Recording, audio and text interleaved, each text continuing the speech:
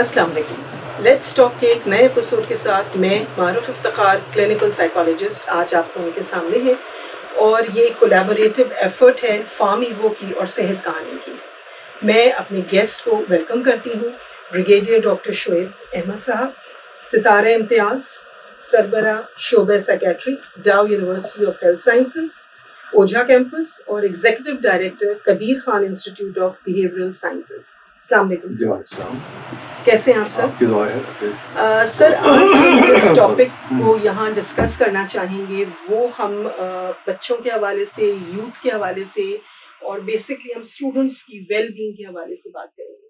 तो मैं ये चाहूँगी कि आप थोड़ा सा ये बताइए कि मेंटल हेल्थ बच्चों की वो क्या है? बहुत अच्छा टॉपिक आपने रखा है आज कि हमें बच्चों से चूंकि बच्चे ही हमारे मुस्तकबिल के मेहमान होते हैं। बिल्कुल सही। और जब तक कि हम उनकी जहनी नशोनुमा पे तवज्जो नहीं देंगे तो हम बहैसियत कौम या बहैसियत मुल्क उतनी तरक्की नहीं कर सकेंगे।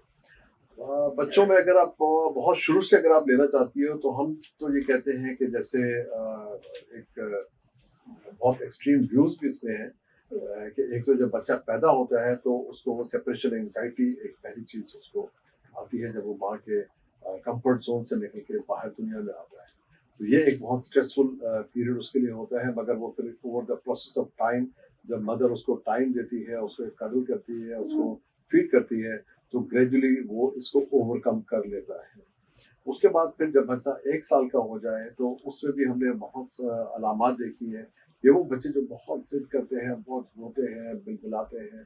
तो मेलानी क्लाइन ने कहा था कि ये वो बच्चे हैं जिनको चाइल्डहुड डिप्रेशन होता है। ये बड़ी हैरत के लिए का बायस होगा बहुत से सुनने वालों के लिए, देखने वालों के लिए। सर 1 साल का बच्चा जी जी, 1 साल के बच्चे को भी आप डिप्रेशन डायग्नोज करते हो, मगर ये फैक्ट है और डायग्नोज किया जाता है उसको भी जो हो।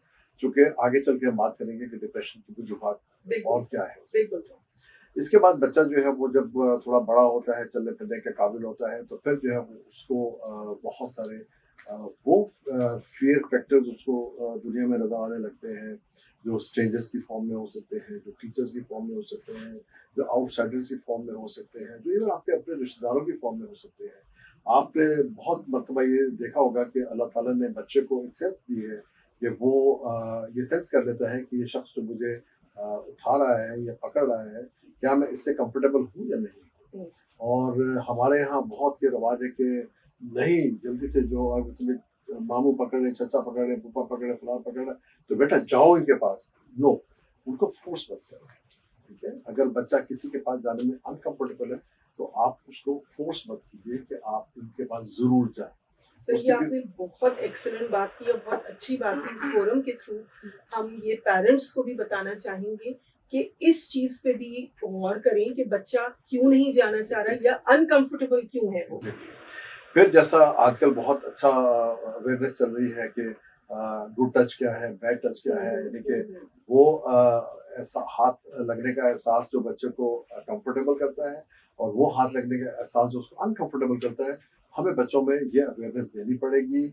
हम कब तक इस चीज़ के पीछे छुपे रहेंगे कि हम जो है वो ये एजुकेशन ना दें, इससे पता नहीं बच्चे खराब हो जाएंगे। हालांकि ये एजुकेशन स्कूलों में बहुत ज़रूरी है कि हम उनको जो है वो उनकी जो बलूगत है, प्यूबर्टी जिसको कहते हैं, उसके बारे में उनको पहले से प्लान करें, उनको सिखाएं कि आपके साथ जिस्म में क्या क्या तब्दीलियां होने वाली हैं, बजाय इसके कि वो दूसरे लोगों से सीखें और वो उनको गलत मशवरे दें, गलत बातें बताएं, जिसको हम भुगतते हैं। फिर साइकेट्री में जब ये लोग हमारे पास लेकर आते हैं बच्चों को, खासतौर पे एक कैफियत जिसको कहते हैं आइडेंटिटी क्राइसिस, जब बच्चा टीन एजेस में जाता है, तो हम सब उस टीन एजेस से गुजरे हैं और हम सब ने एक्सपीरियंस किया हुआ है कि that was the most difficult time of our life.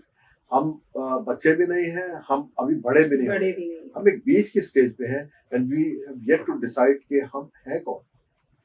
Sir इसके लिए मैं पूछना चाहूंगी कि कौन सी ऐसी उम्र है कि उसमें बच्चे को इन चीजों के बारे में आगाही दी जाए, चाहे वो लड़का हो या लड़की हो। मेरा ख्याल ये है कि जो उसकी प्री प्यूबर्टल एज है उसी में उसको बता देना चाहिए, लेकिन 10-12 साल की उम्र में, बिकॉज बच्ची को भी जो है वो जब उसको चेंजेस आएंगे, उसकी सेकेंडरी सेक्स कैरेक्टर्स आएंगे या उसको जो है वो मेंस्ट्रुएशन का अमल शुरू होगा, तो उसको थोड़ा बहुत तो पता हो ना कि मेरे साथ जो है वो जिंदगी में अब क्या होने वाला है या मेरी लाइफ कैसी गुजरेगी, सो दैट कि वो उसको पॉजिटिव वे में लेके चले, बिल्कुल सर, बिना इसके कि बिल्कुल उसको सर। नेगेटिव वे में लेके चले, ठीक है ना। और उसको हम बहुत ज्यादा इस चीज में वो ना डाल दे के ओहो हो ये तो बहुत तुमने गंदा हो गया है, ऐसा हो गया। जैसे हम मैं बात करना चाह रहा था कि थोड़ा सा हम टॉपिक से इधर चले गए, मैं तरतीब से जाना चाह रहा हूँ बिल्कुल बिल्कुल सर, बिल्कुल सर। कि हम बच्चों के जो मसाइल हम बात कर रहे हैं हाँ। कि टॉयलेट ट्रेनिंग जो है, हम बिल्कुल। कहते हैं कि 1.5 से 2 साल की उम्र में जो उनकी टॉयलेट ट्रेनिंग करनी चाहिए, ठीक है। उसकी रीजन ये है कि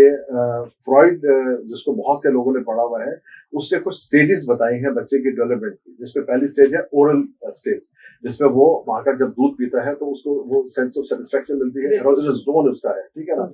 और उसके बाद जाके जो वो एनल स्टेज पे आता है, जहां पर वो जो वो जब स्टूल पास करता है या पाखाना पास करता है तो उसको वो रोक सकता है, रिलीज कर सकता है, रोक सकता है, रिलीज कर सकता है, तो उसको एक सेंस ऑफ कंट्रोल आना शुरू हो जाता है, ठीक है, अपने अंदर जो है। तो बहुत से लोग जो बच्चों को टॉयलेट ट्रेनिंग बहुत अर्ली एज में करना शुरू कर देते हैं, हम कहते हैं कि ये बच्चे एनल स्टेज में फिक्स होते हैं। और जो बच्चे एनल स्टेज में फिक्स हो जाते हैं उनमें ऑब्सेसिव कंपल्सिव डिसऑर्डर जो है, जो को उसको उर्दू में मैं थोड़ा सा मुश्किल में भी मगर बहुत से लोग समझते हैं इस बात को, वो लोग जो बहुत सफाई पसंद हो जाते हैं, हर बार बार हाथ धोएंगे, बार बार कुंडी चेक कर रहे हैं, जी बार बार कुंडी चेक कर रहे हैं, बार बार कुछ चीज पूछ रहे हैं, उनको तसल्ली नहीं होती। तो this is known as obsessive compulsive disorder. और ये एक बड़ी खतरनाक बीमारी यूं इस सेंस में है कि उस शख्स को काफी डिसेबल कर देती है, वो अपने वो काम नहीं कर सकता जो उसको जिंदगी में करने चाहिए। इसी के साथ एक और इसमें इजाफा तो सर एक मिनट इस चीज को ये बताइए कि जब ये टॉयलेट ट्रेनिंग एक बच्चे की हो रही है तो क्या उसमें माँ का स्ट्रिक्ट पेरेंटिंग भी एक कॉज है? बहुत बड़ा कॉज है, ठीक है ना। अच्छा। बच्चे को बेसिकली तो आपको अच्छी चीजों पे एनकरेज करना है। बच्चों में एक और बड़ी अहम बात ये हुआ करती है कि अब हमने तो अपना बचपन गुजारा बड़ी मार पिटाई से सीखा है, ठीक है ना, मगर अब हम कहते हैं कि ऐसा नहीं करना चाहिए। बिकॉज अगर हम दिमाग को 3 हिस्सों में तकसीम करें तो एक हिस्सा उसका रिवॉर्ड का है, जहां पे उसको अगर आप शाबाश देंगे तो वो चीज को लर्न करेगा। एक चीज हिस्सा उसका पनिशमेंट का है, जब उसको आप पनिश करेंगे तो वो लर्न करेगा। और एक उसका न्यूट्रल हिस्सा है, यानी अगर आप उसको इग्नोर करेंगे तो वो रिस्पॉन्स जो है आहिस्ता आहिस्ता खत्म हो जाएगा।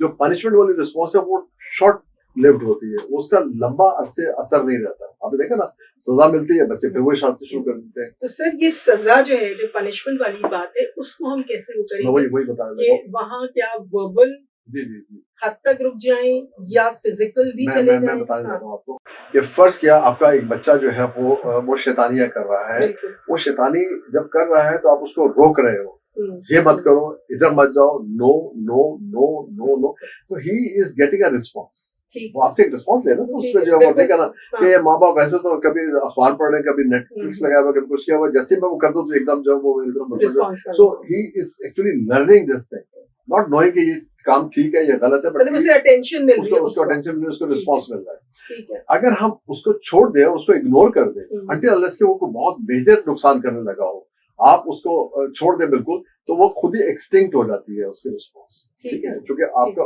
वो सेंटर एक्टिवेट हुआ है जो न्यूट्रल सेंटर है, जिससे उसको फर्क नहीं पड़ेगा।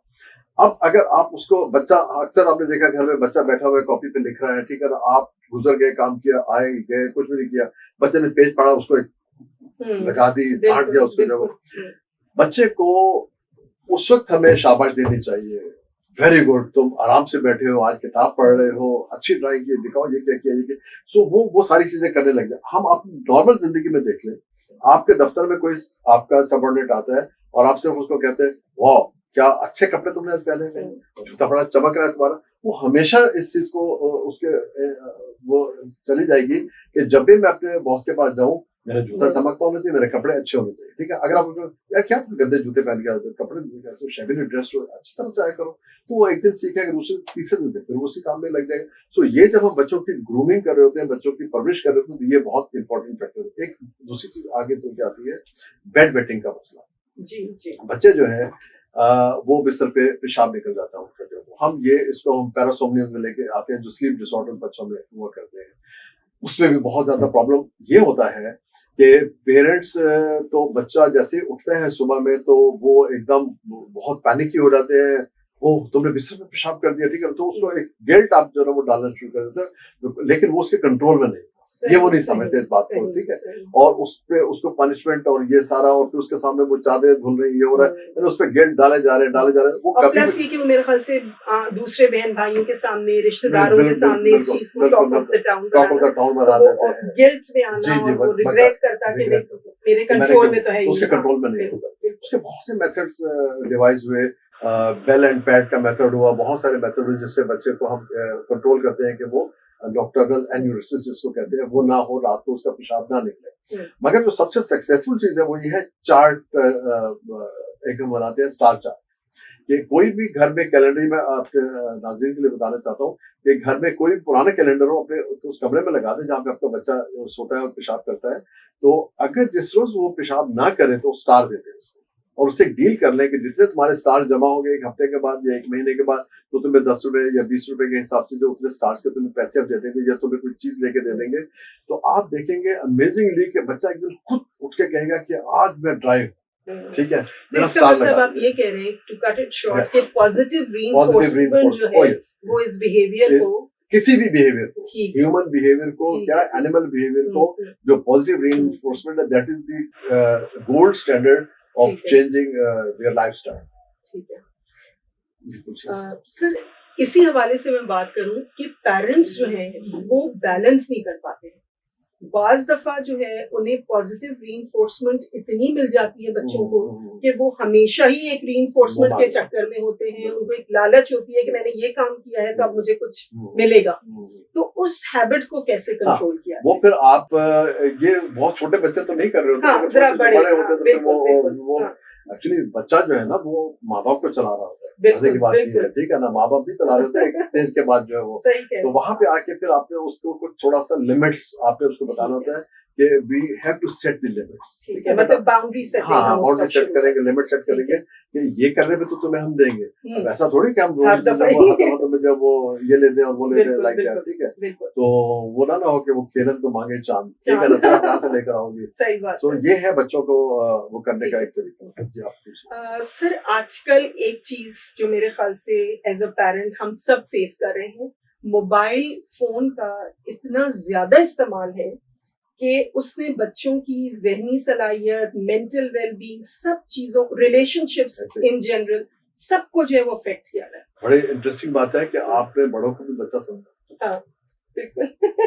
बड़े भी सही कह रही है, बिल्कुल सही कह रही है, तो यही कर रहे हैं। अच्छा, अब बच्चा तो इतना नहीं है कि वो जाके मोबाइल शॉप से लेके आ जाए, ठीक है, जाहिर है मोबाइल आप ही देते हो ना उसको, आप बिकॉज आप उसको वो क्वालिटी टाइम नहीं दे रहे जो हमारे माँ बाप ने या उस वक्त के लोगों ने दिया था अपने बच्चों के साथ। वो होमवर्क भी करवाते थे, उनको घुमाने भी लेके जाते थे, ठीक है, उस वक्त ये मोबाइल नहीं था।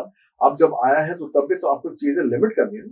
इससे पहले आप बच्चों को कार्टून लगा दिया करते थे, मतलब एक हर उम्र का एक तकाजा है, हमने मेरे ख्याल से वो चीज खत्म कर दी और हर चीज वक्त से पहले जब बच्चों को प्रोवाइड करना शुरू कर दिया। और अब आप बहुत सारे टिकटॉक को देखेंगे जिसमें जो वो बच्चे को वो अगर छोटे से बच्चे से भी अगर आप मोबाइल से लगा हुआ है तो देख रहा है और जब छीनते तो एकदम रोना शुरू कर देता है, बिकॉज आपने उसको रियल वर्ल्ड में आने का मौका ही नहीं दिया। बिल्कुल सही है। इससे आपकी ब्रेन की ग्रोथ जो है वो कम हो रही है आहिस्ता आहिस्ता, बिकॉज उसको चैलेंजेस नहीं मिल रहे।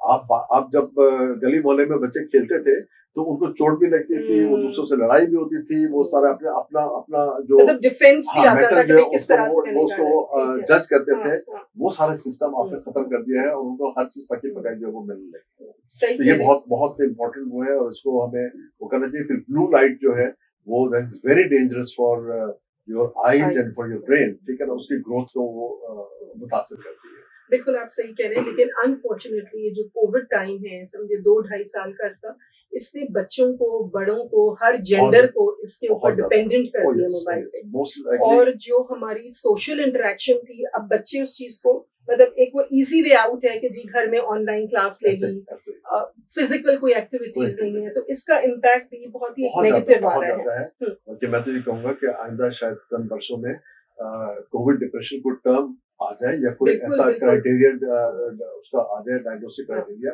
एक नया डीएसएम में एक चीज आ जाए, उसमें जो है वो ये बहुत इम्पोर्टेंट है। बच्चों को कोविड का तो खैर चले एक अभी है ना सिलसिला है, मगर मैं बहुत अरसे से इस पे आर्गुमेंट करता रहा हूँ। स्कूल जो है, क्योंकि हमारे मुल्क में हर सिस्टम तबाह हो गया है, ठीक है ना, आप जाएं अपने बंगले में स्कूल की रजिस्ट्रेशन करवा सकते हैं कि मेरा ये 4 कमरे का घर है and I want to open a school, nursery खोलूंगी या बिल्कुल प्ले बिल्कुल करूंगी। सही। वो कहेंगे ठीक है जी आप खोल लें।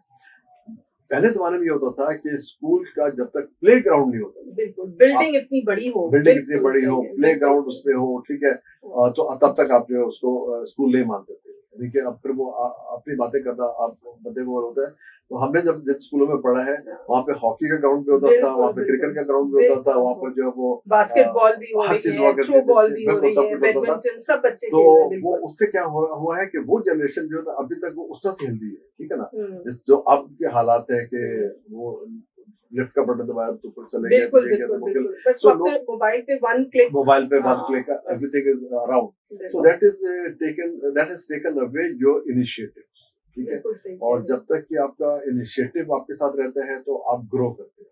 जब आपका इनिशिएटिव खत्म हो जाता है इसका मतलब है कि आपको हर चीज पकी पकाई मिल रही है, हो। Everything is available. अब बच्चे किताबें, ठीक है, एक अच्छी चेंज है कि बहुत सारी बुक्स आपको जो उठानी पड़ती है, आपको जो है वो बहुत सारी बुक्स का सेट जो है वो मोबाइल पे आपके मिल जाता है, आप उससे रेफरेंस देख सकते हो, इट्स अ गुड थिंग। मगर वो आदत खत्म होती जा रही है जो हमें किताब पढ़ने की थी, जो किताबों से मोहब्बत है। हम कहते हैं कि शायद ये किताबों की आखिरी सदी हो, बिल्कुल सही आप इसके कह रहे हैं, बाद किताबें बिल्कुल नहीं सही कह रहे हैं। मुझे याद है कि हम स्कूल में, यूनिवर्सिटी, कॉलेजेस में हम जाके सेमिनार्स, लाइब्रेरीज में बैठते ऐसे थे और नोट्स बनाते थे, लिखते थे। ऐसे ही अब हर चीज गूगल पे है, तो वो अवेलेबिलिटी। और एक और चीज ये है कि इंस्टेंट ग्रेटिफिकेशन, इंस्टेंट, फॉरन। ऐसे ही और वो चीज नहीं होती, कहीं पे डिले आता है तो फिर वो फ्रस्ट्रेशन इम्पेशंस, होती है, फ्रस्ट्रेशन होती इंटॉलरेंस, है, एंगर ऐसे इश्यूज, और ये जो गुस्से वाली जो कैफियत है, चिड़चिड़ापन है, ये हमारी यंगस्टर्स में बहुत बढ़ गया है। बहुत ज्यादा। इस सिलसिले में आप क्या कहना चाहेंगे कि हाँ, एंगर मैनेज कैसे किया यस, जाए? एंगर मैनेजमेंट तो बेसिकली आपका सब्जेक्ट है, ठीक है ना। तो एंगर मैनेजमेंट असल में टाइम कंज्यूमिंग चीज है, बिल्कुल जो बिल्कुल हम बिल्कुल, साइकियाट्रिस्ट के पास ये होता है कि थोड़ी देर में मैं ज्यादा काम कर लूं काम और कर जो है लो। उसको जो केमिकली हम उसको बैलेंस कर सकते हैं, चीजों को वो हम कर दें। मगर एंगर मैनेजमेंट के अंदर पहले तो आपको बहुत डिटेल से देखना पड़ता है कि आखिर इसके एंगर इश्यूज क्यों हो रहे हैं। क्यों? क्या इसको घर में कोई मसाइल है, क्या इसको स्कूल में कोई मसाइल है, क्या इसको कॉलेज में या वर्क प्लेस में मसाइल है। और फिर आप उसके हिसाब से उसको ग्रेजुअली जो है वो you give some insight oriented psychotherapy and then you tell him to do certain things, तो उससे बहुत फर्क पड़ जाता है उनके अंदर। जब वो पहले तो रियलाइज करवाना, सही, हम कहते हैं कि insight is the first thing. किसी भी शख्स को बिल्कुल किसी सही। चीज के लिए कायल करने के लिए इनसाइट देना जरूरी है, ठीक है, कि आपको ये प्रॉब्लम हो रहा है और इसको आपने ऐसे रिजॉल्व करना है। वो समझेगा तो आपके पास आएगा ना। वो कहेगा मुझे तो ऐसे तो मेरे पेरेंट्स हमको कहते रहते हैं कौन सा गुस्सा किया डॉक्टर साहब मैंने, जो ठीक है उस लड़के ने मुझे मुक्का मारा तो मैंने 2 मार दिया, उसमें कौन सी ऐसी बात है तो मुझे करना ही लाइक दैट। तो आपने उसको समझाना होता है कि नहीं, that cannot be the response which is accepted by us or accepted by the society। ये है इसमें। तो सर हम जहाँ मेंटल हेल्थ की और मेंटल वेलबींग की बात करते हैं, वो कौन से रेड फ्लैग्स हैं या सिम्टम्स हैं जो कि पेरेंट्स को, टीचर्स को जहन में बताओ। रखने हैं, और वो इंडिकेटर्स हैं कि जी बच्चा जो है वो इस वक्त किसी डिस्टर्ब है और मेंटली उसको किसी हेल्प की जरूरत है, साइकोलॉजिस्ट, साइकियाट्रिस्ट या कोई जो उसकी सुने। True true. तो वो सिम्टम्स क्या? अच्छा, बिल्कुल अच्छी बात आपने की। अभी हम थोड़ी देर पहले बाहर बैठे हुए बात कर रहे थे वर्किंग वुमेन पे। तो ये एक पहले तो ये था कि सिर्फ मर्द काम किया करते थे, अभी एक बहुत बड़ी प्रोपोर्शन है जिसमें खवातीन भी काम करती हैं। और एक बड़ा मसला ये रह जाता है कि क्या बच्चों की वो उस तरह से तरबियत कर पाती हैं जैसे पहले जो घरों में रहने वाली औरतें करती थी। मैं तो इस चीज के फेवर में हूँ कि औरतों को जो बिल्कुल शाना बशाना चलना चाहिए और बिल्कुल काम करना चाहिए, मगर साथ में उन बच्चों की तरबियत पे भी तवज्जो देनी चाहिए। मगर कम से कम वो एक रेड फ्लैग्स का सिस्टम जो है वो अगर अपने घर में उनके पेरेंट्स बच्चे को देख रहे हैं या कोई उन्होंने खादमा रखी हुई है तो उसको बता सके कि ये चीजें जो है वो तुमने देखी। फिर जब स्कूल में बच्चा जाएगा तो वहां पे teachers should be trained like that कि वो पूरी 25 की या 20 की क्लास में आइडेंटिफाई कर सके कि ये बच्चा अगर तवज्जो नहीं दे रहा है, अगर इस बच्चे को चीजें याद नहीं हो रही हैं, या बच्चा जो वो गुमसुम रहता है या ये बच्चा चिड़चिड़ापन इसके अंदर आ रहा है, तो वो वहां पर आप कोशिश बहुत सारी जगह पे ये हो गई है कि एजुकेशनल साइकोलॉजिस्ट जो है वो बहुत अच्छे स्कूल जो उन्होंने रखे हुए, हमें गवर्नमेंट स्कूल में भी होने चाहिए, वो उनकी तरफ उनको रेफर करते हैं and then they go into details of that. और फिर वो पेरेंट्स से और उससे बात करके, और अगर उनको कोई साइकेट्रिक मॉर्बिडिटी है तो उसको भी जो है वो फिर ट्रीट वो कर लेते हैं उसको। ये उसमें होना चाहिए। रेड फ्लैग यही है कि आपने देख ली कि चिड़चिड़ा है, ये कोई ऐसी चीज कर रहा है, या बहुत ज्यादा जो मिस्चीवियस हो गया हुआ है, या कोई स्टीलिंग कर रहा है, कुछ तरह की चीज कर रहा है। बिकॉज ये जो शॉप लिफ्टिंग है, जो स्टीलिंग है, ये सारा कुछ, ये भी बाजू का जो है वो it reflects your inside depression, depression है ना, तो वो लोग ज्यादा ही कर रहे हैं। ठीक है, बिल्कुल सर। सर एक चीज ये बताइए कि नींद का कितना अमल दखल है डिप्रेशन, एंजाइटी और बहुत ज्यादा, चूंकि हम जब हम ऐसी बात पूछ रहे थे कि आपकी उम्र कितनी है, तो उसको जैसे आधी उम्र बताया, उसने कहा अच्छा, तो मैं कह रहा आधी तो सोने में, तो उसको तो काउंट नहीं करना चाहिए। तो आप सोच लें कि स्लीप इतनी इम्पोर्टेंट एलिमेंट है कि आधी जिंदगी हम सो के गुजारते हैं और हम उस पर तवज्जो ही नहीं देते कितनी जरूरी है, ठीक है ना। तो ये कितना बड़ा अलमिया है। और इसलिए मैं कहता हूँ कि जो स्लीप का जो ड्यूरेशन है, पहले लोग कहते थे जी वो इतने घंटे सो ले, तो इतने घंटे सो ले, मगर अब एक सेट स्टैंडर्ड आ गया है कि 8 आवर्स स्लीप, एडल्ट की जो है 8 आवर्स स्लीप जो है वो बहुत जरूरी है सबके लिए, ताकि उनका ब्रेन जो है वो अपने आप को रिक्यूपरेट कर सके, अपने आप को मैनेज कर सके और मेमोरी लॉसेस उसको नहीं हो, डिप्रेशन उसको नहीं हो। डिप्रेशन का पहला साइन ही ये है कि आपकी नींद खराब होना चाहिए, या आपको नींद आए ही कि नहीं, या आपको आंखें टूट जाएगी, या सबसे इम्पोर्टेंट है कि आप बहुत जल्दी सुबह उठ जाते हो, बाकी सब लोग सो रहे हैं, या फ्रीक्वेंट अवेकनिंग है। उसके बहुत सारी और भी कॉजेज हैं, मतलब स्लीप एपनिया है, बहुत सारी चीजें हो सकती है, मगर अगर आपको और क्राइटेरिया मिल रहे हैं डिप्रेशन के, तो फिर sleep is the most important. Sleep को आप छोड़े नहीं, उसको आपने टारगेट करना है ड्यूरिंग हिस्ट्री टेकिंग। बहुत अहम है। हम लोगों को कहते हैं कि आप स्लीप हाइजीन एक सब्जेक्ट है कि उस पे जाए, आप लोग गूगल करेंगे तो स्लीप हाइजीन पे आपको बहुत सारे स्टेप्स मिल जाएंगे, जिसमें आपको क्या क्या चीजें करनी है नींद से पहले। जिस तरह आप कहते हैं कि 7 बजे शाम को, उसके बाद आपने चाय नहीं पीनी, 7 बजे के बाद आपने कोल्ड ड्रिंक नहीं पीनी है, 7 बजे के बाद आपने बहुत ज्यादा कुछ शुगरी फूड नहीं लेनी है, बिकॉज ये तमाम चीजें जो है, या स्मोकिंग नहीं करनी है, ये स्लीप को आपकी डिस्टर्ब कर रही है। ठीक है सर। अच्छा सर, अब एक बताइए, जहाँ हम बच्चों की बात कर रहे हैं, तो बच्चों में आजकल जो चीज आ गई वो एग्जाम एंजाइटी वाली चीज। एग्जाम्स आपने भी दिए, हो गए, गुजर गए उस फेज से, लेकिन अब बहुत ज्यादा बच्चे जो हैं वो एंजाइटी एग्जाम से पहले हो जाती है, पढ़ाई का प्रेशर ज्यादा है, क्या पेरेंट्स की एक्सपेक्टेशंस बहुत हैं, क्या हमारे यहाँ कंपैरिजंस बहुत हैं। बिल्कुल, वही मैं बता रहा हूँ कि इस पे एक बड़े मशहूर educationist and psychologist R D. Laing की बुक है द पॉलिटिक्स ऑफ एक्सपीरियंस। अगर आप वो पढ़े तो उसमें आपको बताएगा कि जो स्कूल सिस्टम है बेसिकली यही गलत, ठीक है ना। उसने कहा कि उसमें जो है वो जो कंपटीशन आप वो कर रहे हो ना कि ये फर्स्ट आ रहा है, ये सेकंड आ रहा है, ये फलाना आ रहा है, ढमकाना आ रही है, और सारा कुछ जो वो, ये बेसिकली एक उनको फॉल्स वो तो दे देते हैं sense of achievement, but in the longer term ये उनके लिए डेवास्टेटिंग। ठीक है, आपको मैं मिसाल दूंगा कि कुछ कंट्रीज के अंदर जो वो चाइना में खास तौर पे उन्होंने ये किया था एक जमाने में सिस्टम के जो भी एग्जाम्स हैं वो ग्रुप की सूरत में दिए जाएंगे, यानी 4 बच्चे एक एग्जाम दे रहे हैं और 4 बच्चे एक एग्जाम दे रहे हैं। उनमें अगर कोई भी बच्चा फेल होता है तो उन बाकी 3 बच्चों की रिस्पॉन्सिबिलिटी कि ये फेल क्यों, ठीक है ना। सो उन्होंने सिखाया कि आपने कंपटीशन नहीं करना, मतलब एक टीम वर्क है। तो अगर हम बच्चों में ये इनकलकेट कर दें कि हमें जो एग्जाम्स हैं ये एक टीम वर्क होना चाहिए, ठीक है, तो शायद हमारा मुल्क जो है वो जल्दी प्रोग्रेस करे, ये होना चाहिए। फिर होता क्या है कि जब उसके अच्छा मजे की बात है, आप अपने कजन में देख लें, बच्चों में देख लें, हर बच्चा जो 98% लेके आ रहा है। बिल्कुल आप सही कह रहे हैं। हम जब इतने ए स्टार्स, इतने एज, बिल्कुल ठीक है ना। तो हम अगर जो वो 60 से थोड़ा सा ऊपर जाते थे तो बड़े शादियां बड़ी बात है, वो फर्स्ट डिवीजन में बच्चा पास हो गया। तो मेरा ख्याल थोड़ा सा उनको एक इस यार्डस्टिक को चेंज करना पड़ेगा कि हर बच्चा जो है वो 98 99 नहीं ले सकता। आपको बच्चे की बाकी चीजों को देखना चाहिए। उसके एप्टीट्यूड टेस्ट हम नहीं करते। बड़ी अच्छी फिल्म तो बहुत पुरानी हो गई है, 3 इडियट्स, ठीक है ना। वो उसका बेसिक थीम ये था कि आप जानते ही नहीं हो कि वो करना क्या चाहते हैं। मैं और आप भी नहीं जानते कि हम असल में करना क्या चाहते हैं तो हम कर क्या रहे हैं, ठीक है ना। बिल्कुल सही कह रहे हैं सर। अनफॉर्चुनेटली जो एक रैट रेस है ना, जिसके पीछे माँ बाप ने बच्चों को लगा दिया है, वो जो चीज है वो स्कूल के एडमिशन से लेके और यूनिवर्सिटी के एडमिशन तक और उसके बाद फिर जॉब, मतलब इतना प्रेशर है कि उसकी वजह से वो बच्चा जो है वो मेरे ख्याल से अपनी Exhaust हो ज़ात के लिए तो उसके पास कुछ नहीं कोई कर टाइम ही कुछ नहीं नहीं है, कर वो ये प्रेशर्स को हैंडल ऐसे करना। ऐसे तो ऐसे जो फॉर्चुनेट बच्चे हैं, जो कैपेबल हैं, वो तो इस चीज़ को थ्रू कर लेते जी हैं। बिल्कुल लेकिन बहुत सारे ऐसे बच्चे हैं जिनके लिए बहुत मुश्किल है और वो डेवास्टेटिंग स्ट्रगल कर रहे हैं। स्ट्रगल करना बिल्कुल और मेंटली जो है उनका मेंटल वेलबींग वो तो खत्म हो गया, वो खत्म मेंटल हो हेल्थ पे तो कोई काम ही नहीं हो रहा है बिल्कुल कोई इसमें। काम नहीं हो रहा तो इस सिलसिले में आप सर क्या जी कहना मैं तो चाहेंगे यही कि ये कैसे हम ये हाँ मेंटालिटी को चेंज करने इस के लिए हम क्या मेंटालिटी करें? को ऐसा खैर बहुत सारी मेंटालिटीज हैं जिनको चेंज होना जरूरी है माशरे की तरक्की हाँ, के लिए मगर मेंटल हेल्थ का चूंकि एक अभी तक बहुत बड़ा स्टिग्मा है बहुत बड़ा एक लोग एक समझते हैं कि धब्बा है अगर बिल्कुल मैं सही है। कहूँ किसी को कि मुझे डिप्रेशन हो गया है तो वो ये हाँ, समझते हैं कि शायद ये कोई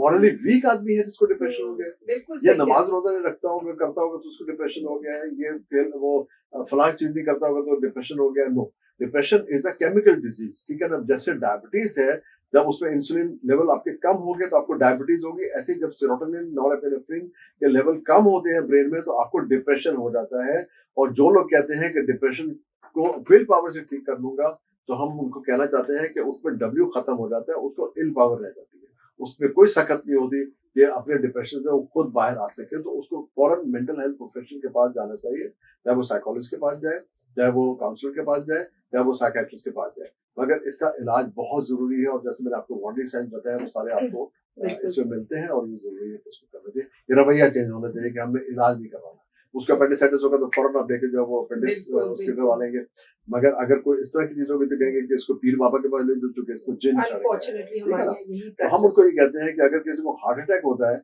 तो कभी किसी ने नहीं कहा कि पीर बाबा के पास ले जाए कि जिन ने दिल पर कब्जा कर कब्जा लिया कर ठीक है ना क्यों नहीं लेके जाते भाई एकदम सही उसका भी चक्कर मारा था कि आपको लग पता जाए कि होता क्या होता है क्या है? तो ये चीजें जो है ना वो थोड़ा सा आपको एजुकेशन देनी पड़ेगी ठीक और बहुत सी चीजों को जिनको हम छोड़ देते हैं पता नहीं क्या हमारे पढ़े लिखे लोग खासतौर पे है। कि बांग्लादेश का एक मॉडल है जहां पर फैमिली प्लानिंग के लिए उन्होंने मस्जिदों को इस्तेमाल किया उन्होंने जो मस्जिद का इमाम था उसको इन्वॉल्व किया कि वो उसके लोग बात सुनते थे कि वो उन्हें वो करें and they were successful in that तो हम इनको मस्जिदों को मज़ारों पे जाके उन लोगों को अगर अवेयरनेस दें कि साइकियाट्रिक डिजीजेस होती क्या है एपिलेप्सी के पेशेंट होते हैं जो कि दरख्तों से बंधे हुए पड़े बेचारे बिल्कुल, बिल्कुल तो सही है। ऑर्गेनिक डिजीज है ना उस तक के लोगों को वो इलाज के लिए लेकर आते हैं हमारे पास बहुत लोग बेचारे कोयटा से जोब से और कहाँ कहाँ से राष्ट्रीय तो एक सेंटर है ना हर जगह से लोग आते हैं तो हम देखते हैं कि वो कई साल वहाँ पे बंधे पड़े थे और अब जो आके वो आने लगे यहाँ पे सो इन चीजों की अवेयरनेस देने के लिए इन इदारों को जरूर हमें इस्तेमाल करना चाहिए अच्छा सर आखिर में मैं सिर्फ ये बात पूछूंगी कि क्योंकि हमारा टॉपिक जो है वो स्टूडेंट्स और मेंटल वेलबींग के हवाले से है तो आप क्या समझते हैं कि एकेडमिक्स और एक्स्ट्रा करिकुलर एक्टिविटीज उनमें कितना बैलेंस होना मैं चाहिए? तो चाहूंगा कि उस पर जो है वो 30-70 का बैलेंस होना चाहिए ठीक है 30% तो जो यस 30% तो जरूर बच्चा जो वो थक कर घर आए कि मैं आज एग्जॉस्ट हो गया मैंने हॉकी का मैच खेला मैंने देखिए जो स्पोर्ट्स है ना उसका फायदा ये होता है कि जो स्पोर्ट्स जो गेम है अगर फुटबॉल है या कोई भी इस तरह का गेम है तो उसपे वो गेम में ये नहीं देखता कि ये जो है वो डिप्टी कमिश्नर का बच्चा खेल रहा है ये चौकीदार का बच्चा खेल रहा है ठीक है ना ये बार्बर का बच्चा खेल रहा है तो दे ऑल आर स्पोर्ट्समैन ठीक है इसलिए स्पोर्ट्समैन स्पिरिट कही जाती है ना मतलब वो टीम वर्क लीडरशिप एक लीडरशिप फेलियर को एक्सेप्ट करना ये सारी चीजें बहुत सारी इसीलिए कहते हैं ना कि टीम स्पोर्ट्समैन स्पिरिट का मतलब ये है कि उसकी ऐसी स्पिरिट होती है कि उसको फिर छोटी मोटी चीजों से फर्क नहीं पड़ता जब आप उसको सिर्फ किताबों में लगा दोगे तो फिर वो वही हो जाएगा कि उसको कंपटीशन यही रहेगा कि मुझे एकेडमिक अपना इम्प्रूव करना है और मुझे बाकी चीजें नहीं करना और फिर मेरे ख्याल से जब वो प्रोफेशनल लाइफ में आते हैं तो फिर वहाँ पे उसे बैरियर्स नजर आते हैं कम्युनिकेशन स्किल्स इतनी डेवलप नहीं होती हैं लीडरशिप स्किल्स नहीं है टीम वर्क उसका इतना डेवलप नहीं है तो उसके लिए फिर वहाँ आके प्रॉब्लम और इश्यूज आते हैं ये करना चाहिए हमें ठीक है सर और कोई ऐसी बात जो आप हमारी यूथ को कहना चाहेंगे यूथ को यूथ असल में तो इस तरह के टीवी प्रोग्राम देखते नहीं है अच्छा ठीक है सही है अगर पेरेंट्स तो देख रहे अगर चले अगर कोई यूथ में से वो गलती से देख रहा है तो पहली बात तो मेरा बहुत शुक्रिया आपका कि आप ये प्रोग्राम देख रहे हैं और आप कोशिश कीजिए कि अपने दोस्तों को भी ये अगर आपको बातें समझ आ गई है उन्हें भी ये बयान करें कि हमारी फिजिकल एक्टिविटी कितनी जरूरी है हमारी मेंटल हेल्थ के लिए और मेंटल हेल्थ कितनी जरूरी है हमारी फिजिकल एक्टिविटी के लिए और चीजों को बर्दाश्त करना सीखें आहिस्ता आहिस्ता थोड़ा सा रैशनलाइज करें अगर कोई गलती कर देता है तो उसको माफ कर दे। बहुत सारे लोग जब वो किसी और मोड में होते हैं, सोच के अंदाज में होते हैं और उनसे कोई ऐसी चीज हो जाती है जो आपको नागवार गुजरती है, मगर उसको दिल में ना लेके बैठे और किसी को नुकसान पहुंचाने की कोशिश ना करें जिंदगी में, तो आप इंशाल्लाह तरक्की करें। Thank you so much sir. इसके साथ हम इस एपिसोड को ख़त्म करते हैं और इंशाल्लाह मेरे ख्याल से कि जो भी लोग ये टीवी चैनल देख रहे हैं, ये चैनल देख रहे हैं, उसमें जो भी बातें बताई गई हैं, सर ने जो भी मशवरे दिए हैं, जो भी रेड फ्लैग्स को हाईलाइट किया है, आप समझेंगे और अपने एनवायरनमेंट में इन चीज़ों को प्रमोट करेंगे। Thank you so much. Let's talk देखिए सिर्फ और सिर्फ ब्रेन हेल्थ टीवी और सेहत कहानी पर। यह प्रोग्राम फार्म इवो और सेहत कहानी की मुश्तरका काविश है।